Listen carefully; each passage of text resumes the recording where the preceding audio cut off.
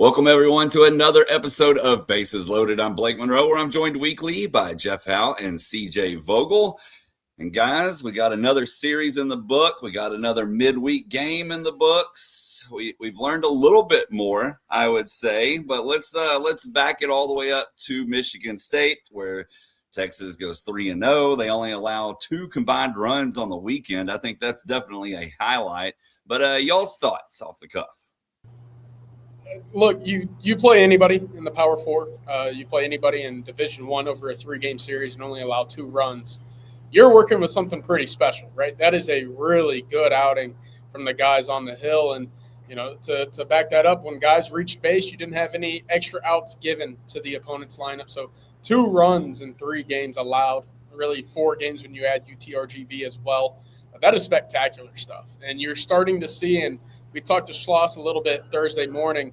Just these guys aren't going super deep into games right now, but they're getting outs efficiently done, and that's going to carry a long way into SEC season as well. So a great start all the way through, and 4 more games that you can look at and say this pitching staff is living up to the billing that we were talking about coming into the season.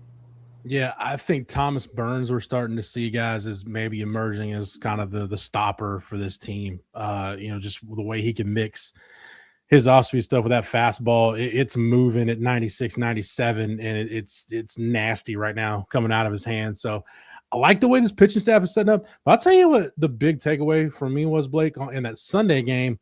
You know, they had to kind of manufacture some runs. So, you know, they did I think it was a Jonah Williams RBI ground out. They had one where Anthony Pack tried to steal a base and forced a balk. I think Jonah drew a bases loaded walk at one point. So, we're seeing that this team, they're not just relying on one way to score runs. They've got multiple ways they can do it. And when you get into SEC play, it's not – your pitching staff isn't going to be lights out every night. You're not going to be able to hit the long ball every night. So the fact that they can win in multiple ways is really, really good. Well, one thing I wanted to ask y'all about, and you said it, Thomas Burns, man. I mean, he was the talk of social media, just phenomenal stuff. Did y'all expect to see him come out that hot right off the bat? You know, I don't think so necessarily. Obviously, the velocity numbers are kind of what you'd hope to be in the SEC, to have a guy in the back of your bullpen just like that. But we saw that at times last year get hit pretty hard. And so the steps taken forward with his off speed, with his secondary pitches, and obviously the location, Jeff, I'm sure I'm scrolling through the same tweets you are, where a number of MLB scouts and guys that are around the draft are looking at Thomas Burns saying, hey, circle this guy, because we like a lot of what we see, and so do MLB teams across the country. Yeah, one thing you got to remember about Burns, he was Arizona State's Friday night guy right out of the gate as a freshman. So he's always had the talent. I'll be honest, I didn't expect this from him, but the fact that you got it is a pleasant surprise, to say the least. But now you know you've got a hard thrower, and you've got several guys like that in the bullpen, Burns chief among them. But you mix him in with a guy like Max Grubbs, who, as we know, relies more on deception and being able to kind of come, pitch down in the zone. He relies on that sinker. It's pitching to contact. So again, I just like a team that you can score runs in multiple ways and you can get people out in multiple ways. You're not just relying on power arms out of the bullpen. You've got a really nice mix, because again, there's going to come times, whether it's conference play or regional, whatever, where you're going to need one of those guys that might not be a power arm. You may need Max Grubbs to step up and play a really big role. So I just dig the fact that this pitching staff, CJ said it earlier, and I'm saying it in a really long-winded way, but this pitching staff so far through 2 weekends is everything we thought it would be in that zone. And if I can add something real quick on that starting group of Volantis, Riojas, obviously Luke Harrison, we now can add Sam Cozart to that mix as well. These guys, they're not getting caught in jams very much, if any at all. And what I mean by that is you look at their whip right now, walks, hits by innings pitched. Volantis, 0.57. Cozart, 0.88. Riojas, 0.73. Anything under 1 is absolutely fantastic. And Luke Harrison, 1.24. So not too far off of that elite mark. And, again, that will change as Texas continues to play more and more of those nationally acclaimed teams. And this weekend's going to be a nice test. That is a fantastic start for Texas. Yeah, CJ, I know it's early, but right now Texas 4th in the country and whip at 0.91 as a stat. That's great. So, Jeff, I wanted to ask you before we move on a little bit, but you've been watching Texas baseball a long time. You've been covering Texas baseball a long time. Do you remember, and again, it's super early, so, lofty expectations, I know, but do you remember a pitching staff like this for Texas that may come close any certain years, kind of go off the top of your head there? I mean, yeah, there was a couple, the 2002 team. And I compare that to we don't know what we're going to get from Sam Cozart because you didn't know what you were going to get from Houston Street until you knew, and added to a really good staff. And, I'd say the same thing, with Volantis. I think kind of that 2009, really that 2010 staff, which may have been one of the top 2 or 3 most talented teams Augie had, where, all right, Taylor Youngman looked really good as a freshman. How's he going to be as a sophomore? He was lights out as a sophomore, moving into a more prominent role. And I think that's kind of where Volantis is right now. So kind of some of the better teams Augie had. But I think the last one we probably saw like this, was probably that 21 staff. But again, you didn't know what you had with Tanner Witt early on. Aaron Nixon was awesome, just lights out in the back end of the bullpen. And the fact that you could go either Witt, Quintanilla, or Nixon to finish off games, do you have that kind of mix? I don't know. It remains to be seen. I don't know that you've got a bona fide, first round type guy at least right now in this draft cycle, like you had with Ty Madden in that one. But yeah, this staff it's got the tools to be really, really good. And man, we knew when this staff came in and Max Wiener came with Schloss, okay, he's good. Man, I didn't expect him to be this good. He's completely remade this pitching staff in 2 seasons. It's night and day from where it was before this staff got here. Yeah, that's what gets me is just the quickness of the turnaround. I had a good idea that it was coming. I just never would have dreamed it would have came and been this in depth this quickly. That's what really stands out to me. All right, guys. Well, we talked Thomas Burns. Someone else that looked really impressive was Aiden Robbins, hit for the cycle. The first time that's happened in a while. He was another hot name on social media. What do you think he's brought to the team? Both offensively and defensively. And once again, I mean, did you expect him to have this type of impact this early? Personally, I think I did. I had some pretty lofty expectations for Aiden Robbins, and then we got to talk to him a little bit before the season, and he said, "Yeah, coming to the SEC." Doesn't change a whole lot for me. Maybe the velocity's up a little bit, but I still want to hit the baseball. I still can hit the baseball, and he's doing exactly that. He's doing it to all parts of the field, and I think that's probably the most impressive part of his game. He hit a homer against Michigan State, a laser down the right field line, basically just hit it the exact same pitch, same exact result against Lamar, UTRGV on Tuesday as well. It's just line drives to the opposite field using the entire field, and doing so with Carson Tinney in front of him or behind him, to know that you're going to get pitches to hit, that's going to go a long way for Texas. Now, I know a week ago I said I don't know if Texas necessarily has that depth of power behind a Tinney in this lineup. Right now, I don't know if that necessarily matters when we see guys like Timo Becerra, Anthony Pack. Obviously, Andrew Ermis had 2 really impressive hard hit balls this Tuesday as well. If those guys continue to get on base and continue to start rallies towards the back end, by the time it flips back around to the front with Adrian Rodriguez and Ethan Mendoza, I'm not sure it necessarily matters the way that I intended for it to last week as well. Yeah, and CJ, I'll add to that. Anthony Pack, I want to make sure he doesn't get lost in the shuffle here with the great week Robbins had, and then Carson Tinney in the Tuesday game against RGV clearing the monster. I don't care if the wind is blowing out. You hit one over the monster, you hit a freaking tank.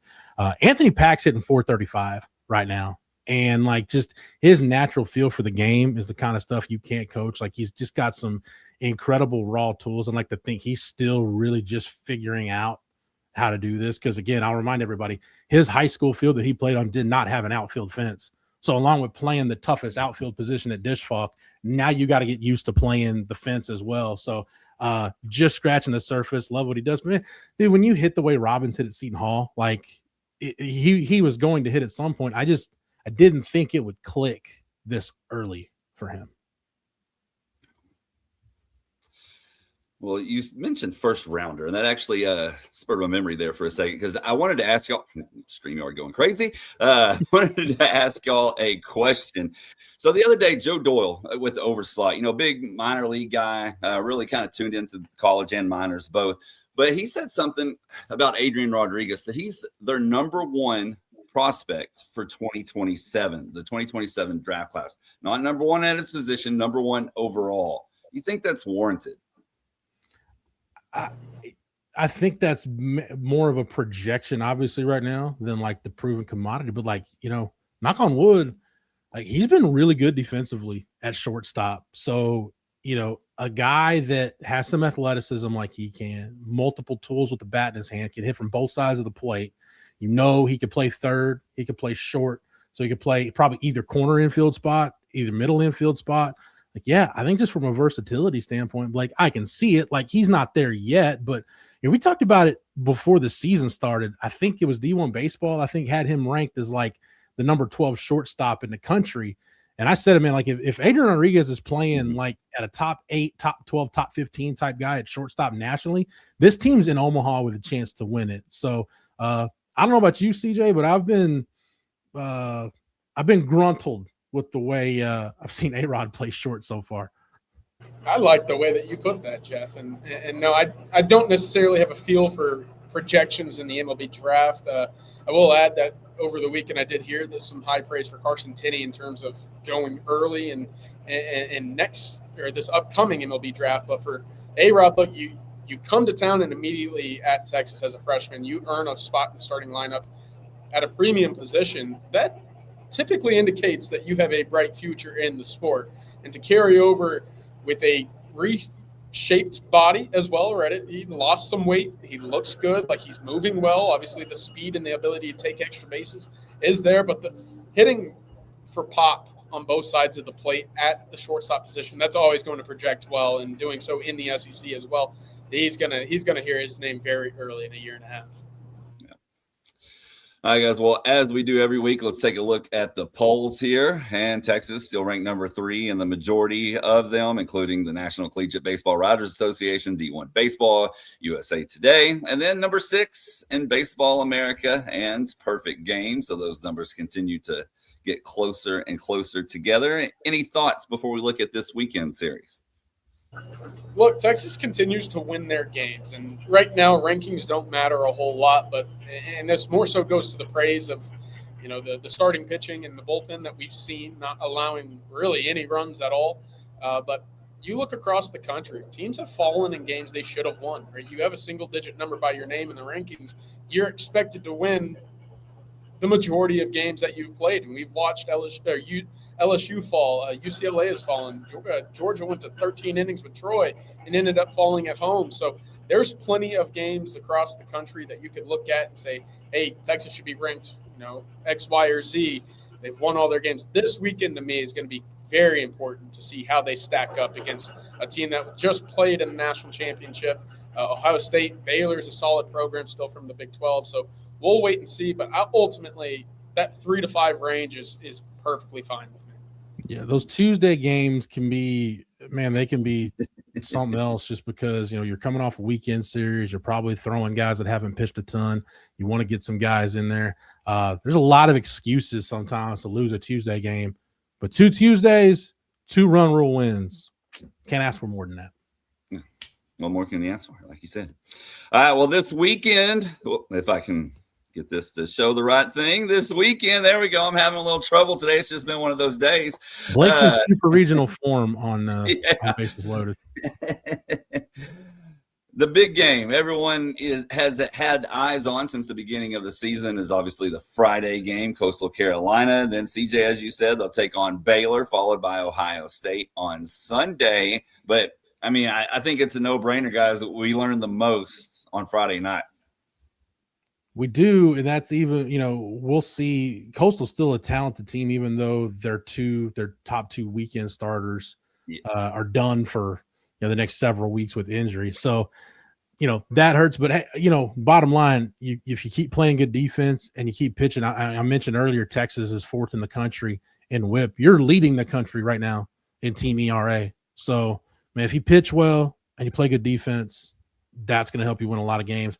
But yeah, I want to see as the pitching gets better, though. Even though you lose your 2 starters, Coastal's still deep; they can still pitch. I want to see kind of how the bats handle it and what kind of offense Texas plays this weekend, especially in that Friday game.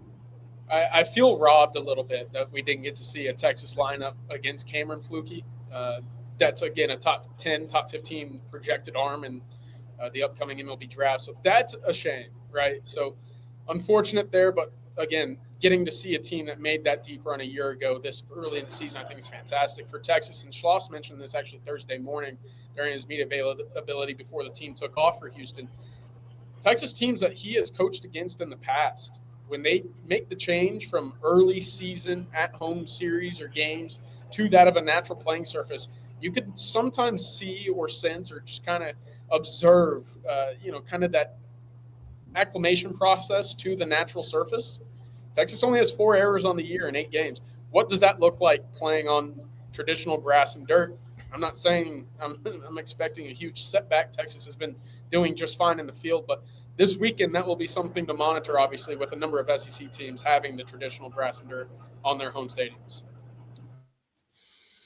So we will end, as we usually do, with a question. And my question to y'all may be a little unfair since it's this early in the season, but we've had a sample size, 2 weekend series, 2 weekday games. We got to see some elite pitching. We've seen the bats. Has what you've seen so far changed any expectations at all, or is it still too early to tell? I may have sold this team a little short, saying that, kind of the barometer was reach a super regional.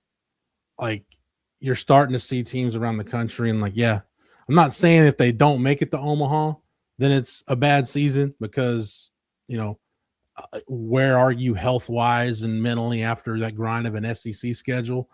But this, from just a tools, talent standpoint, this team is good enough to go to Omaha and win the whole thing, I think.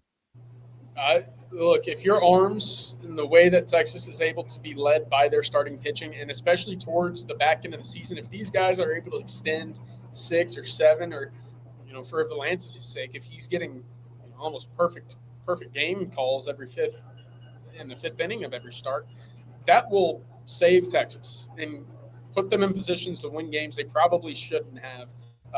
I still look at this lineup, and I know I mentioned the back half really starting to string together solid ABs. They're hitting the ball hard. That is huge. Still, that one piece of worry for me is you have 11 home runs on the year. 3 guys have 3 a pop. That is Mendoza, that's Tenney, that's Robbins.